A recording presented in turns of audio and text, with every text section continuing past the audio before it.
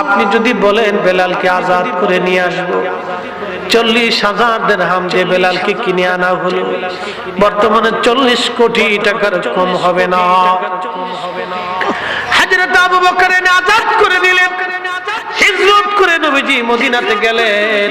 আযান প্রবর্তন হলো। আযান নবীজি বললেন, সাহাবীরা রে, আমার বেলাল কোথায়? লাব্বাইক ইয়া রাসূলুল্লাহ। বেলাল তুমি যাও মিনারা, আজকে থেকে তুমি নবীর মসজিদের মুয়াজ্জিন, তুমি আযান দিবে।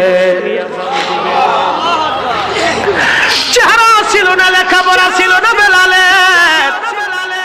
হযরত বেলালের আযানের লাহান, আযানের তাওয়াজ্জু এত মজবুত ছিল, আযান দিতে দেরি হতো, আযান দিতে দেরি হতো বেলালের, আযান দিতে দেরি হতো।